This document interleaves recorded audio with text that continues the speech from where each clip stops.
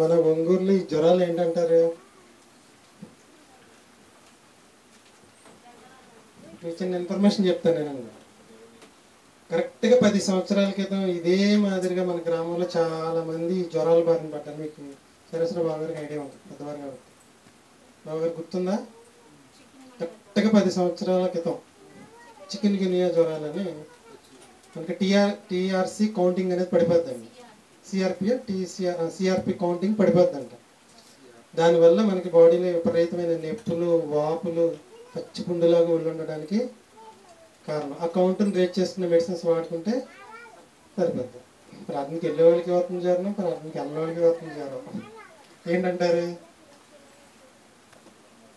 దానికి సంబంధించిన పాట మీకు వచ్చే ఆదివారం ఒక అరగంట సేపు చెప్తాను.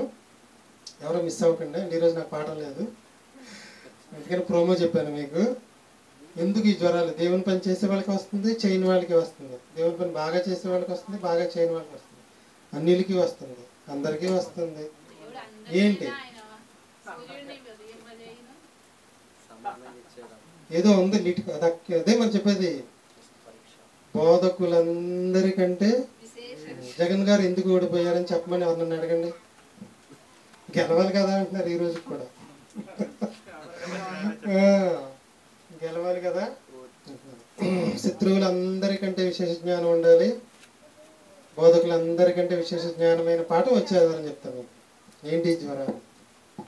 ఓకేనండి. సరే, టైటిల్ అదే, ఏంటి జ్వరాలు. ఏంటి జ్వరం? ప్రస్తుతానికి ఉన్న జ్వరమే కదా. ఏంటి జ్వరాలు? ఓకేనా. మనం చేసే చీటి మీద. సరే, చిన్న ఉపమానం చెప్పి ప్రసాద్ పాటిస్తాను.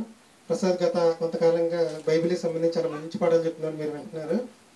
క్రితం ఆధారం బైబిల్ సైన్స్కి సంబంధం ఏంటి? ఒక మొక్కలో ఏం చెప్పాడు అంటే, మామిడి చెట్టుని చూసి రాసింది సైన్స్, మామిడి చెట్టు చేసిన ఆయన రాసింది బైబిల్.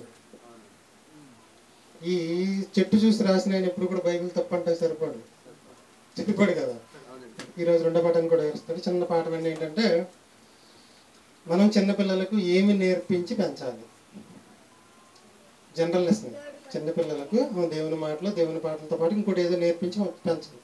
అదేంటి ఈరోజు మీకు చెప్తాను. భారతదేశంలో అత్యధిక ధనవంతుడు ఎవరు అంటే అనిల్ అంబానీ, అదే ముఖేష్ అంబానీ. ప్రస్తుతానికి ఉన్న జియో అధినేత యొక్క తండ్రి. ప్రపంచ కుబేరుడు ఎవరు? Bill gates. మీ అందరికీ తెలుసు, ప్రపంచ కుబేరుడు. నేను చెప్పింది ఎందుకో చెప్తాను వినండి. ప్రపంచ కుబేరుడు బిల్ గేట్స్. ఇతను ఒక ఇంటర్వ్యూకి పిలిచారంట. టీవీ వాళ్ళు ఊరుకోరు కదా.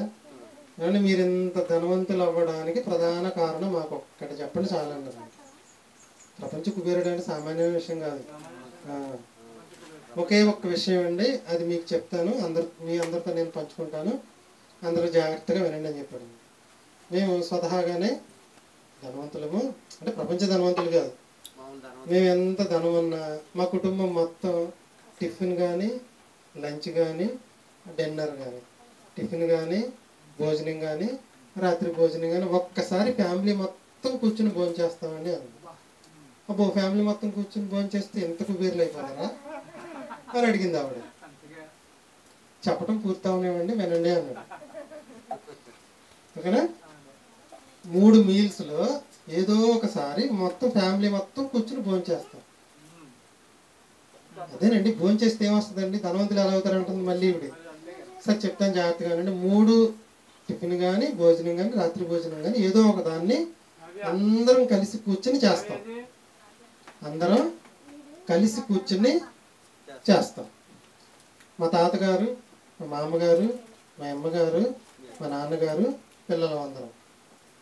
మా మామగారు ఏం చెప్పిద్దంటే, ఆవిడ నడిపించే కంపెనీలో ఈ రోజున పలానా ప్రాబ్లం వచ్చింది, దాన్ని నేను ఎలా సాల్వ్ చేశాను అని చెప్పిద్దంట. వాళ్ళ తాతగారు, మా కంపెనీలో ఇలా ఒక కార్మికుడికి ఇలా జరిగింది, దాన్ని నేను ఎలా సాల్వ్ చేశానని చెప్తానండి. వాళ్ళమ్మ నడిపించే కంపెనీ ఈరోజు ఏదో సమస్య వచ్చింది, షేర్లు పడిపోవడం ఏదో, దానికి నేను కుంగిపోకుండా దాన్ని ఇలా నిలబెట్టానని చెప్పిద్దంట. వాళ్ళ నాన్న పనిచేసే కంపెనీలో ఈరోజు కంపెనీలో చిన్న సమస్య వచ్చింది, చాలా తెలివిగా దాన్ని నేను పరిష్కరించానని చెప్తాడు. ఈ అన్ని విషయాలు చిన్నప్పటి నుంచి మనోడు ఏం చేస్తున్నాడు? వింటున్నాడు, నేర్చుకుంటున్నాడు, వింటున్నారు, నేర్చుకుంటున్నాడు. నాకంటూ ఒక వయసు వచ్చింది, నన్ను తీసుకెళ్ళి ఒక కంపెనీలో, మా కంపెనీలో పెట్టారు. గబుక్కుని అప్పుడు కూడా సమస్య లేని జీవితం ఉండదు, సమస్య లేని సంసారం ఉండదు, సమస్య లేని కాపురం కూడా ఉండదు, అలాగే సమస్య లేని కంపెనీ కూడా ఉండదు. వెళ్ళిన ఫస్ట్ రోజే సమస్య వచ్చింది. అందరు గుమ్ము కూడా ఏం చేశారండి, ఇక్కడ ఉన్న వాళ్ళ వయసు ఎవరికి ఎక్కువ, అనుభవం ఎవరికి ఎక్కువ అని చూస్తే ఒక 65 ఏళ్ళ అబ్బాయిని కంపెనీలో పనిచేసేవాడిని చూపించి, ఏమంటే గత కాలంలో ఇటువంటి సమస్య ఎప్పుడైనా వచ్చిందా, ఏం చేయాలని అడిగారండి. ఆయన చెప్పలేకపోయాడు. ఈయన 5 సెకండ్లో దానికి సమాధానం చెప్పేశాడండి. అంటే మనిషి 20, తలకాయ 65. వెంటనే అంటే ఎక్కడ నేర్చుకున్నాడు? అమ్మా నాన్న. మనం ఇంటి దగ్గరికి వచ్చినప్పుడు మనం ఏం మాట్లాడుకుంటే భోంచేసిన, రేపు ఏం కూర వండుకుందాం, ఇవాళ బిర్యానీ వండుకున్నా, రేపు చికెన్ వండుకున్నావా, ఏం తెచ్చుకుందాం, మనోళ్ళు కూడా అదే నేర్చుకుంటాం. పిల్లలకు ఏమి నేర్పించి పెంచాలి అంటే, నాన్న నాకు మొన్న జ్వరం వచ్చింది, బార్లీ తాగాను, హాస్పిటల్ కూడా వెళ్ళకూడదు, తగ్గిపోయిందిరా అని ఒక మాట అన్నాం. అది వాడి బ్రెయిన్లో నాటుకుపోద్ది. జ్వరం వచ్చి రాకముందు ఏం స్టార్ట్ చేస్తాడు? మనకు బార్లీ.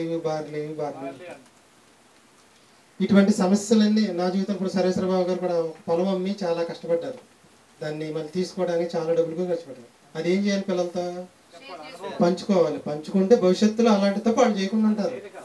అసలు సమస్యలు ఎంత ఫ్రెండ్ అయినా సరే రిజిస్ట్రేషన్ అవ్వకుండా డబ్బులు ఎవరు అందుకనే ఈయన జీవితంలో అనుభవాలని పిల్లలకి నేర్పించేయాలి. నేర్పించేది భవిష్యత్తులో వాళ్ళకి సమస్య వచ్చినా చచ్చిపోరు. గుర్తుంచుకోండి. ఇవాళ చిన్న సమస్యకి పిల్లలు చచ్చిపోయే కారణం, చిన్న సమస్యకి ఎందుకు చచ్చిపోతున్నారు అంటే, తల్లిదండ్రులు ఇంటి దగ్గర సమస్యలకు పరిష్కారాల గురించి మాట్లాడుకోకపోవడం వల్ల ఈ సమస్య వచ్చిన వెంటనే ఏమైపోతున్నారు?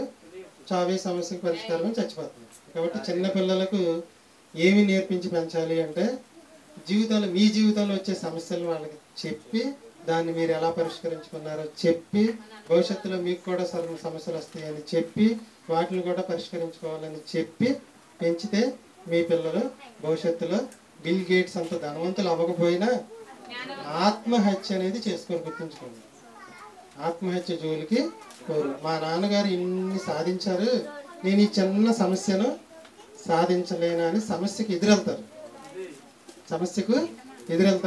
పక్క ఫ్రెండ్ ఎవరైనా సమస్య వచ్చిన వాడికి వీళ్ళు బాసటగా నిలబడి ముందుకి నడిపిస్తారు. కాబట్టి మన వయసు తక్కువైనా మన బుర్ర పెద్ద వయసులాగా ఆలోచించేటట్లుగా ఉండాలి. అందుకనే నేను ప్రపంచ కుబేరుణ్ణి అయ్యాను అని బిల్ గేట్స్ చెప్పాడు. బిల్ గేట్స్ యొక్క సీక్రెట్ ఏంటి?